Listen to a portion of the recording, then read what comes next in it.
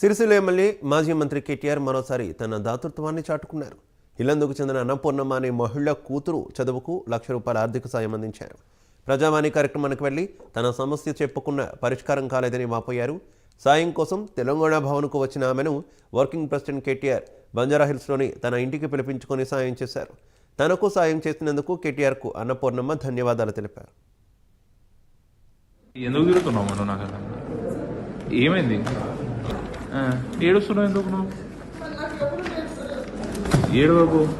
నేను ప్రజా దర్బార్ దగ్గరికి వెళ్ళాను సార్. వెళ్ళి అక్కడికి వెళ్ళి అర్జీ పెట్టుకుంటున్నారంటే పెట్టుకున్నాను. శుక్రవారం రోజు అర్జీ ఇది పెట్టుకున్నాను ప్రజా దర్బార్కి. మళ్ళీ వచ్చి సరే ఒక మెసేజ్ ఏమైనా వచ్చింది, మీరు రిజిస్టర్ అయిందని వచ్చిందా, మీరు మెసేజ్ వస్తామని ఒకసారి చెప్పారు. వచ్చారు సరే మళ్ళీ పెట్టుకుందాం ఒకసారి చెప్పిన సార్. ఆయన రేవంత్ రెడ్డి సార్ దగ్గర కన్నా వెళ్తుంది కదా, ఇప్పుడు మన సార్ దృష్టికి ఎలా వచ్చింది అలా వెళ్తుంది కదా. మధ్యలోనే మనకి ఇలా మాట్లాడకుండా చేయకుండా వెళ్తాను కదా అనుకొని పెట్టేసుకొని మళ్ళీ ఎట్టి పరిస్థితుల్లో అక్కడ నాకు ఏ పని జరగదని అనిపించింది సార్. నాకు మీరేమనుకోండి, ఇంకా మా పాపకు ఫోన్ చేసి నాన్న మీ మమ్మీని మర్చిపోండి ఏమని చెప్పేసి అన్నాక నాకు అనిపించింది ఒక్కసారి చివరి ప్రయత్నంగా సార్ దగ్గరికి వెళ్దాం.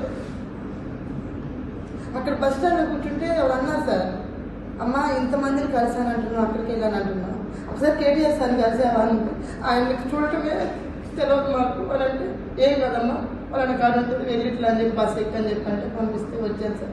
హ్యాండ్ ఏదో అంటే అన్నం తినేళ్ళమ్మ ముందు అన్నం తిన్నాక మీ సార్తో మాట్లాడిస్తాను, మీ ప్రాబ్లం ఎందుకు చెప్పుకుంటున్నాను అని చెప్పి సరే అని చెప్పి తిన్నాక ఇక్కడ తీసుకొచ్చేసారు.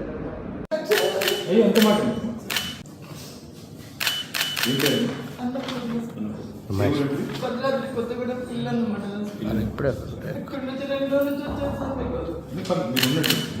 ఎందుకు తిరుగుతున్నావు మనం? నాకు ఏమైంది?